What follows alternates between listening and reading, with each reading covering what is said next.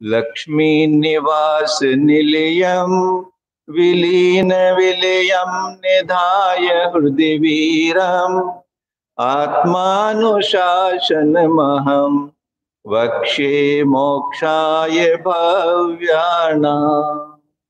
पंच परमेष्ठी भगवान की, 2400 तीर्थंकर भगवान की, परम पूज्य देवादेव श्री आदिनाथ भगवान की, परम पूज्य आचार्य श्री शांति सागर जी महाराज की, परम पूज्य आचार्य श्री विमल सागर जी महाराज की, परम पूज्य आचार्य श्री सन्मति सागर जी महाराज की, परम पूज्य आचार्य गुरुदेव सुंदर सागर जी महाराज की, गुरुदेव समंत भद्र स्वामी की।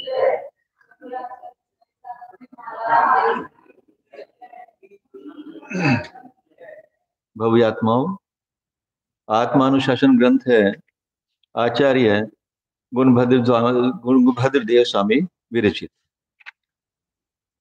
आचार्य भगवान हमारी धन के प्रति कितनी आसक्ति है और उसके हमें कितने हानि अथवा लाभ है, ये सब बताया। शरीर संबंधी, शरीर में हमारी कितनी अनुरक्ति है, आसक्ति है, और शरीर के विषय में बताया। धन के विषय में, शरीर के विषय में और परिजनों के विषय में बताकर अब आचार्य बता रहे हैं कि तेरी ये कैसी कुबुद्धि है, तेरा यह ज्ञान कैसा है, कैसे तू इनमें रम्यमान हो रहा है, और ये अनादिकाल से चलता चला आ रहा है इसी कारण से। 106 नंबर का श्लोक पढ़ते हैं।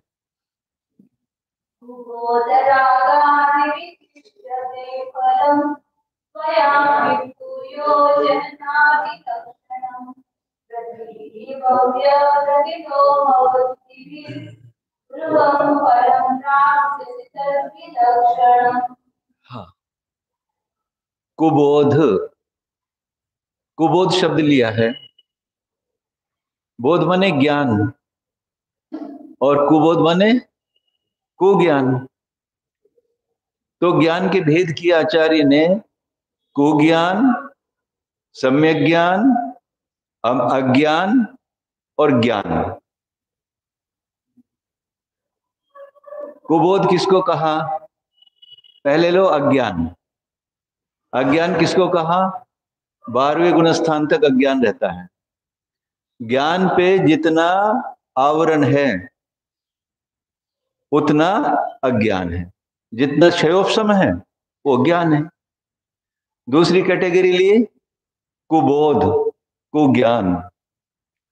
इस कुज्ञान के कारण इस जीव की श्रद्धा भी मिथ्या हो रही है। कुज्ञान का अर्थ क्या करेंगे? विपरीत ज्ञान। हाँ, यानी जो सम्यक ज्ञान के विपरीत है वैसा ज्ञान। और ये ज्ञान अनादिकाल से इस जीव के साथ में चला आ रहा है। कैसा ये कुज्ञान है? यानी विपरीत ज्ञान, और उसके कारण श्रद्धा भी विपरीत हो रही है। स्त्री को, पुत्र को, धन को, घर को, सबको ये अपना समझ रहा है। ये इसका कुज्ञानी तो है। इंद्रभूति गौतम कितने ज्ञानी थे, बहुत बड़ा ज्ञान का भंडार, 500 शिष्य पूजे जाते थे उनके द्वारा, पूरा दुनिया पूजती थी उनको। परंतु अज्ञान कैसा था? मिथ्या ज्ञान था। मिथ्या ज्ञान क्यों था? क्योंकि श्रद्धा भी उनकी मिथ्या थी। जैसे जिनेंद्र देव के सर्वों शरण में पहुंचे, उनकी श्रद्धा सम्यक्त हुई तो उनका ज्ञान भी कैसा हो गया? सम्यक ज्ञान हो गया। ज्ञान कहीं और जगह से नहीं आया।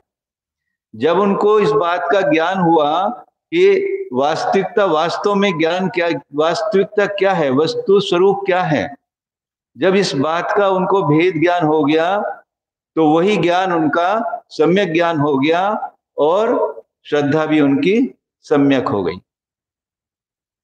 पुराने जमाने में मैला ढोने की प्रथा थी, अभी पिछले समय में भी थी, मैला मतलब संडास का मल, और जो जमादार होते थे उसको ले जाते थे और बाहर फेंकते थे। उनका वो काम था, उसके एवज में उनको जो भी देते थे।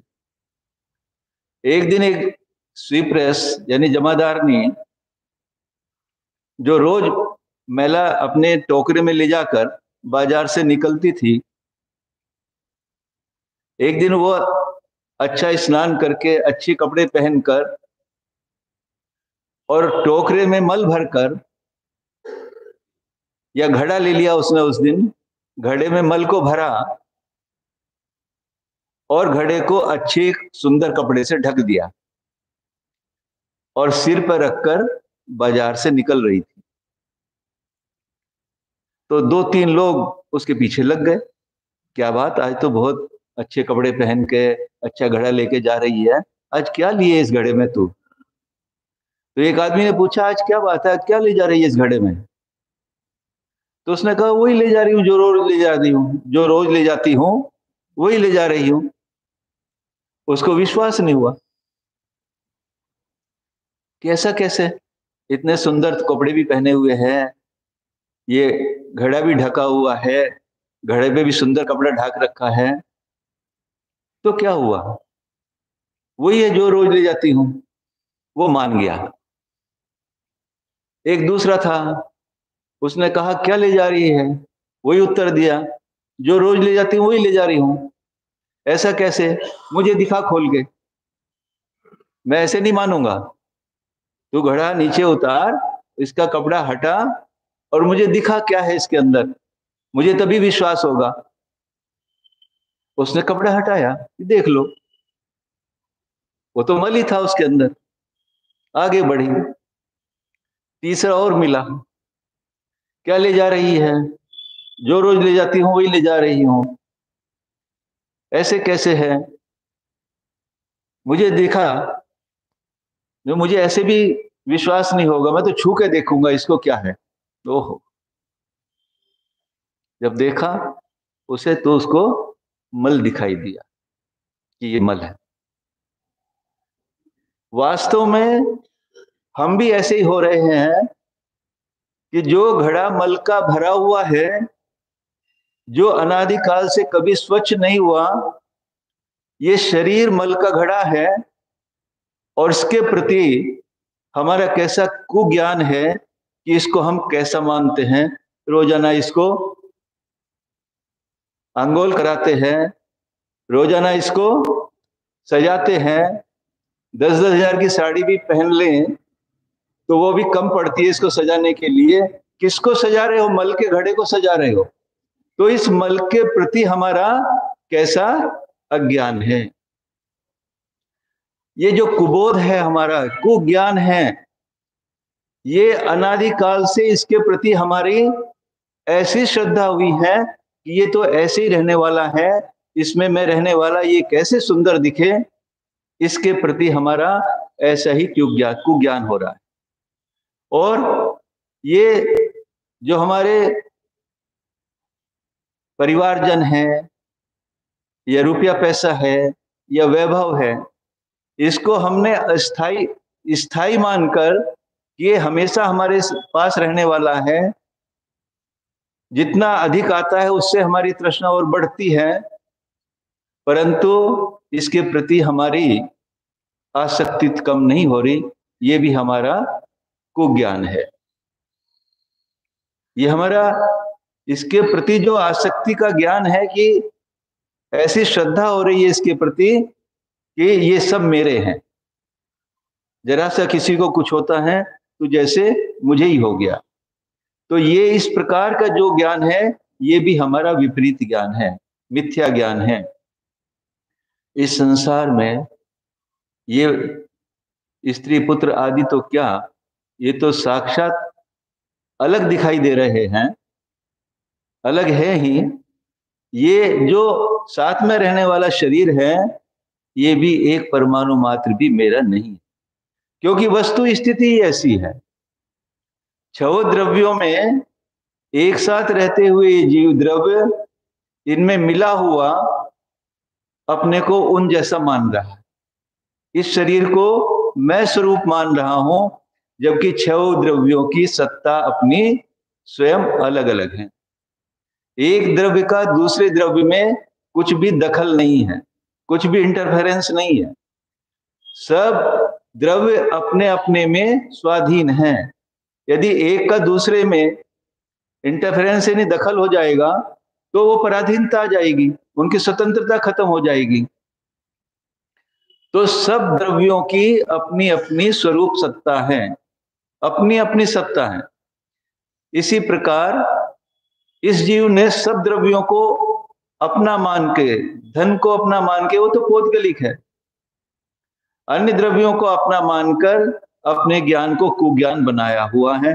इसी कारण से संसार में परिभ्रमण कर रहा है। इससे छूटने का उपाय भी नहीं सोचता, क्योंकि ऐसे संस्कार इसके अनादिकाल से चले आ रहे।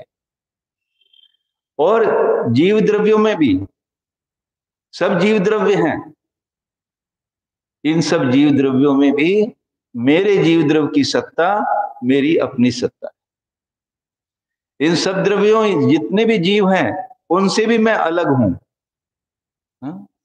अहमे को खलु शुद्धो दंसन नान मयो सदा रूवी नवि अत्य मज्ज किंचिवी अन्नम परमाणु में तंपी। ऐसा आता है कि अपने अंदर भाव कि इस तीन लोक में एक परमाणु मात्र भी इस जीव का नहीं है, एक परमाणु मात्र भी नहीं है। और जितने भी असंख्यात लोक प्रमाण विभाव रूप परिणाम हैं, वे भी इस जीव के एक भी नहीं है।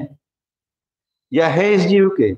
नहीं। शुद्ध अवस्था में एक भी विभाव रूप परिणाम इसका नहीं है, परंतु क्रोध, मान, माया, लोभ, अन्य राग, द्वेष, मोह, जितने भी परिणाम हैं, सबको ये जीव अपना ही तो मान रहा है। गुस्सा नहीं करूंगा तो एडमिनिस्ट्रेशन कैसे चलेगा? घर में मेरी बात कौन मानेगा? गुस्सा नहीं करूंगा तो ऐसे ये सब कुज्ञान है। ये सब मान के हम इस संसार में परिभ्रमण कर रहे हैं। मैं अपने जीव द्रव्य के बारे में जानूं, मैं क्या हूं। ये असंख्यात प्रदेशों से, असंख्यात प्रदेशी, ये अखंड, ये जीव द्रव्य मात्र मेरा है। एक परमाणु मात्र भी इस दुनिया में, इस संसार में मेरा तीन काल में भी नहीं हो सकता। जो मेरी वस्तु है उससे तो मैं भूला हुआ हूं, उसका तो मुझे ये है ऐसा भाव भी नहीं आता। जो बाहर में दिखाई देने वाली सब वस्तुएं हैं, उन्हीं को मैं अपना मान रहा हूं, उसी को दिखाई दे रहा हूं कि ये मैं हूं। यही तो कुबोध है, कुज्ञान यही तो है, विपरीत ज्ञान यही तो है, मिथ्या ज्ञान यही है। और मिथ्या ज्ञान जब तक है तो श्रद्धा भी मिथ्या रहेगी। जिस दिन ज्ञान सम्यक हो जाएगा तो श्रद्धा भी सम्यक हो जाएगी, और सम्यक श्रद्धा होगी तो ज्ञान भी सम्यक हो जाएगा। जिस समय इस जीव की स्वरूप सत्ता का भान हो जाएगा कि यही हूं मैं, यही मैं, स्वतंत्र मेरी सत्ता है, और मेरे इस जीव द्रव्य की सत्ता में भी जो अनंत गुण हैं, उन गुणों की भी अलग अलग अपनी अपनी स्वरूप सत्ता है। ऐसा जब हमारे अंदर एक विश्वास जगेगा, जब ये निश्चय, दृढ़ निश्चय हो जाएगा कि एक परमाणु मात्र भी मेरा नहीं है, तो फिर चाहे कितना ही धन चला जाए और फिर आ जाए। चला जाएगा तो मेरा क्या गया? जो मेरा था ही नहीं तो मेरा गया क्या? और आ जाएगा तो क्या आ गया? ये मेरा है ही नहीं। हाँ, जाए सो मेरा नहीं, और मेरा सो जाए नहीं। जो मेरी वस्तु है उसमें से तो एक प्रदेश मात्र भी कभी कम नहीं हो सकता, कभी बढ़ नहीं सकता। वो तो अखंड प्रदेशी मेरा परमात्मा है। इसके अलावा जितना भी आपके पास आ रहा है या जा रहा है या दिखाई दे रहा है, ये सारा पौद्गल है, पुद्गल की वस्तु है, पौद्गल की है।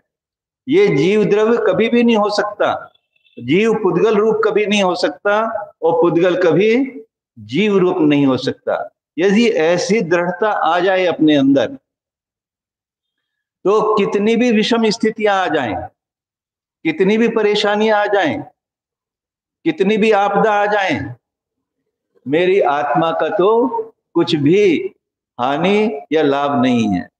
कितनी भी आपदा आ जाए तो मुझे क्या होना है?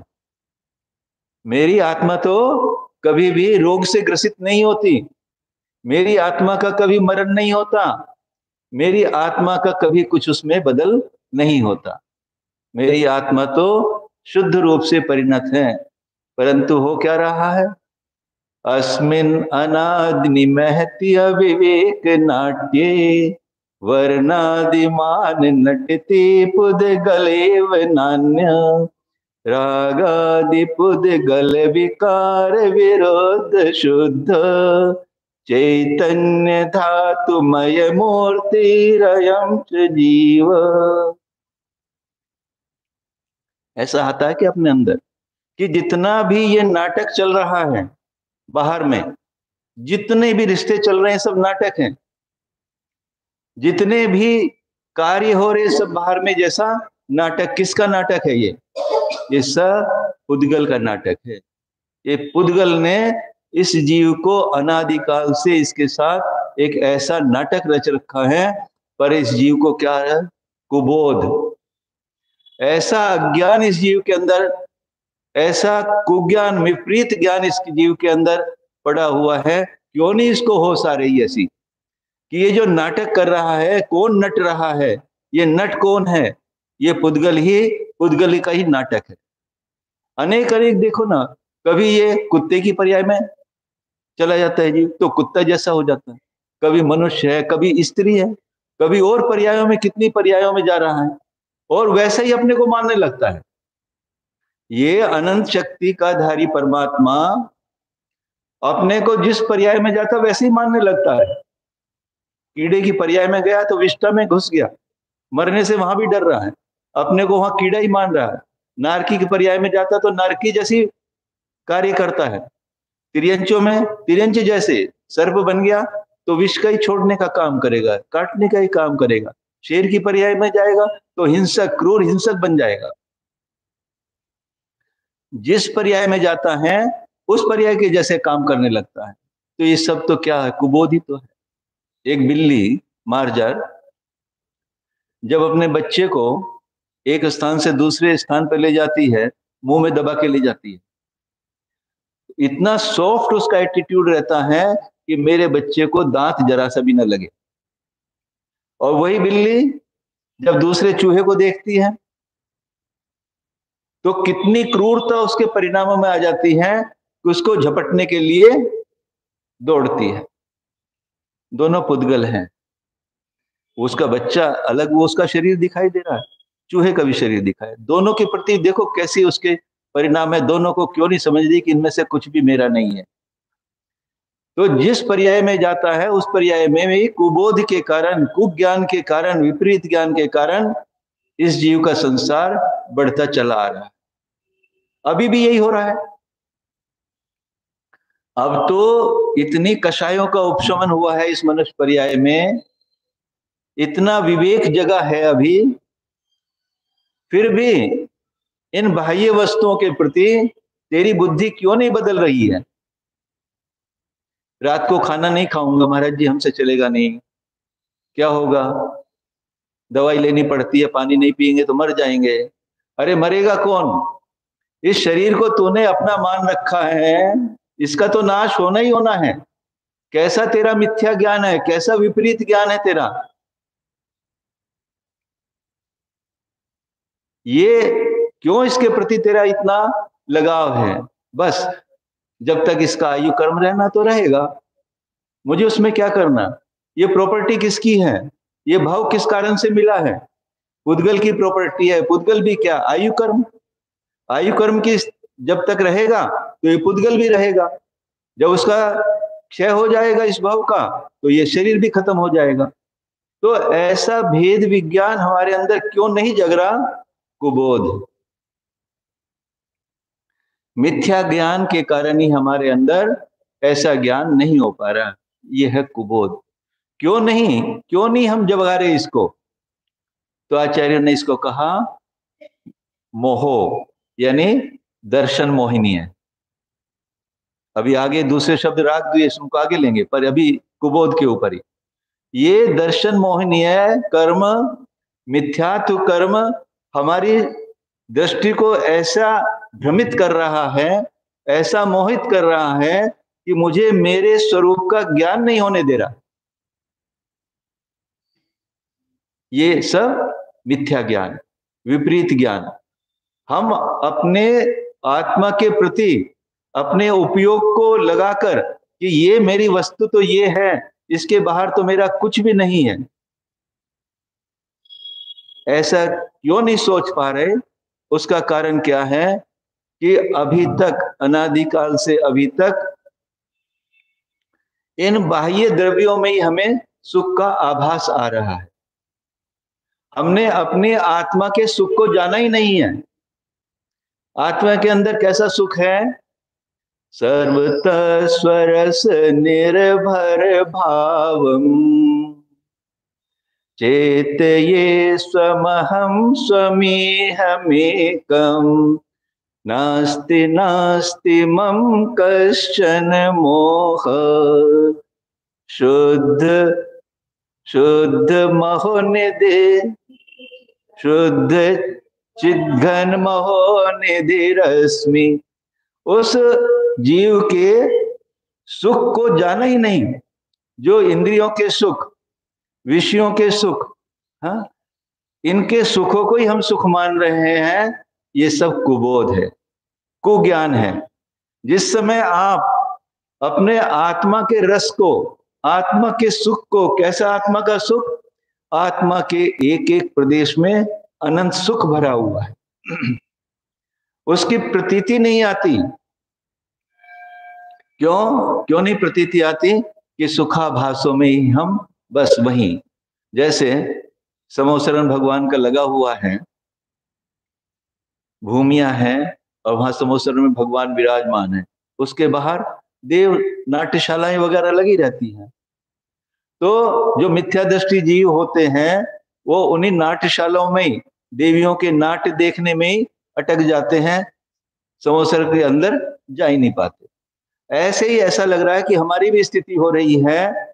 हम इस बाह्य नाटक में, इस शरीर के नाटक में, इनके इंद्रियों के विषयों के सुख में ही अटक के वहीं अटक जाते हैं और अपनी आत्मा के अंदर जो अनंत सुख भरा हुआ है उसकी ओर हमारी दृष्टि कभी नहीं जाती। ये कुबोध है, मिथ्या दृष्टि है ये। जब तक इस दृष्टि को हटाकर अपनी आत्मा को नहीं पहचानोगे, अपनी आत्मा का ज्ञान नहीं होगा कि मेरा आत्मा कितना महान है। यदि कोई आदमी आ जाए और अधिक विद्वान हो और पता लग जाए आपको कि कितना विद्वान है, तो उसके प्रति आपका बहुमान आएगा नहीं आएगा? ये तो बहुत अच्छा है, इतना ज्ञान है इसको। ऐसा ये तेरा परमात्मा अनंत ज्ञान का भंडार है, इसके प्रति तुझे बहुमान क्यों नहीं आ रहा? ये इतना बड़ा पंडित है, इतने बड़ा ज्ञान का भंडार है, क्यों नहीं इसके प्रति हमारा बहुमान आता? क्योंकि हम इसको जानते ही नहीं। हम ऐसा जानते ही नहीं कि मेरे आत्मा में भी इतना ज्ञान है। जिस दिन ये ज्ञान जान लोगे, जिस दिन इसके सुख को जान लोगे, जिस दिन ये कि इस आत्मा के प्रति आपका बहुमान आएगा, उस समय आपका सुबोध सम्यक ज्ञान होगा। पर जितना भी अभी ज्ञान चल रहा है सब विपरीत ज्ञान चल रहा है। अभी भेद विज्ञान भी नहीं हुआ, अभी ये पता भी नहीं लगा कि मेरा आत्मा क्या वस्तु है और बाह्य परिकर जो दिखाई दे रहा है क्या वस्तु है। जिस दिन हमको ऐसा भेद विज्ञान हो जाएगा, भले ही आप घर में रहोगे, फिर भी उससे निवृत्ति की आपकी भावना बन जाएगी कि नहीं, ये तो छोड़ने लायक है, ये तो किसी तरह भी ग्रहण करने लायक नहीं है, ये तो मल के भरे हुए घड़े के समान सब वस्तु हैं, मेरा इसमें कुछ भी नहीं है। ये वस्तुएं शरीर आदि तो मैंने अनंत काल से पाई हैं, पर कल्याण नहीं हो पाया। ऐसा भेद विज्ञान जिस दिन होगा तब आपका वो सुबोध होगा, सम्यक ज्ञान होगा। पर जब सम्यक ज्ञान होगा तो इस शरीर के प्रति और अपनी आत्मा के प्रति जो भेद विज्ञान होगा, अन्य वस्तुओं के, संसार की वस्तुओं के प्रति भेद विज्ञान होगा, वो आपका सच्चा ज्ञान होगा और उसी से आत्मा का कल्याण होगा। कुबोध ये हुआ। और रागादि विचेष्टित, अब आया राग आदि, राग द्वेष, हाँ, जितने भी संसार के पदार्थ हैं, इस जीव की अनादिकाल से उनके प्रति या तो राग बुद्धि चल रही है या द्वेष चल रहा है, क्रोध कर रहा है, मान कर रहा है, माया लोभ जितने भी विभाव रूप परिणमन कर रहा है, ये सब अनादिकाल से बाह्य वस्तुओं के प्रति इसकी राग द्वेष की बुद्धि चल रही है। परंतु वस्तु में ना राग है न द्वेष है, वस्तु में राग द्वेष नहीं है। राग द्वेष तो तेरे परिणामों में है, और तेरे राग द्वेष रूप परिणाम यही तेरा कुबोध भी है। राग द्वेष रूप परिणाम चारित्र मोहनीय का काम है, और ये जो परिणाम हो रहे हैं ये सब संसार में भटकाने वाले हैं। वस्तु कभी भी राग द्वेष रूप नहीं होती। ये पुस्तक में राग है क्या? इसको देखकर ऐसा लगा ये अच्छी वस्तु है या ये बुरी वस्तु है, इसके परिणाम किसके हुए? मेरे हुए, आत्मा के। आपने आत्मा ने ही ऐसे विभाव रूप परिणमन किए। तो ये जो विभाव रूप परिणमन करना है ये भी मेरा स्वभाव नहीं है। जब जब हमारी दृष्टि बाह्य पदार्थों में जाती है,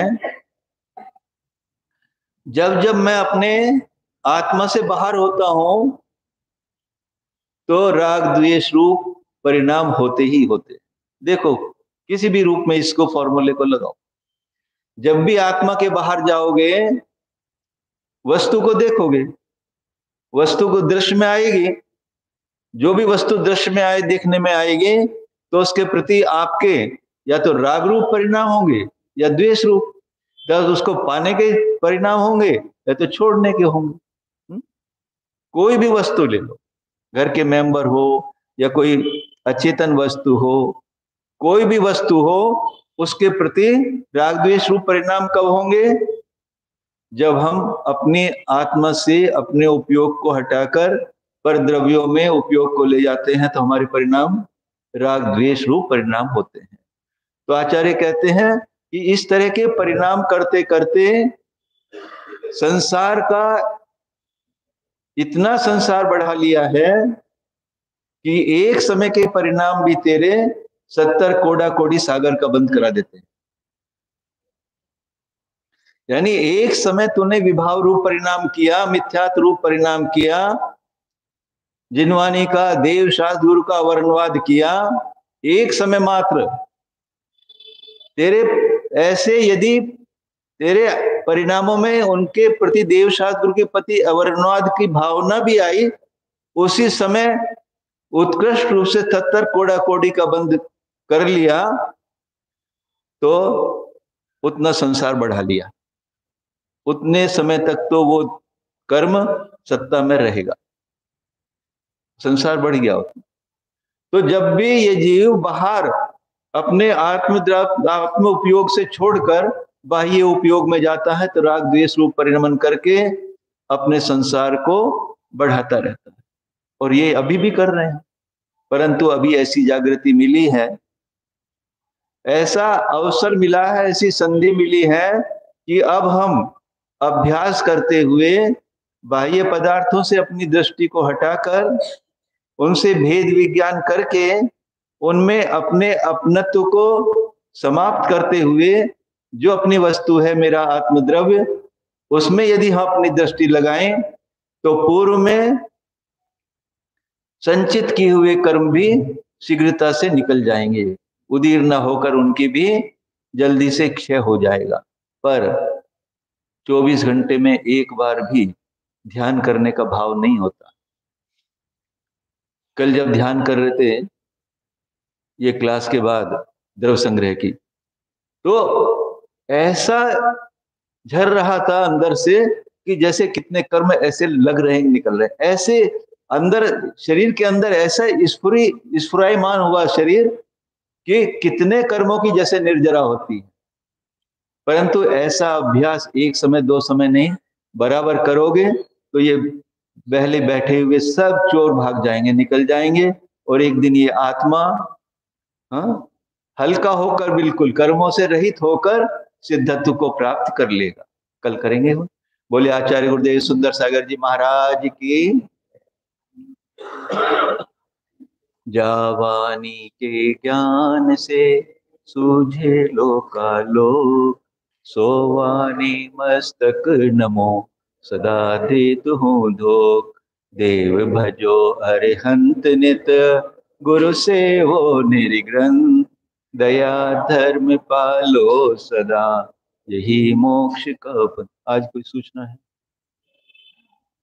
दोपहर में आज प्रवेश सत्र का क्लास नहीं होगा, जो नहीं आए उनको भी प्रदर्शन में अथ पौर्वाणिक स्वाध्याय निष्ठापन क्रियाएं पूर्वाचार्य कुर्मेन सकल कर्म क्षार्थम भाव पूजा वंदना समेतम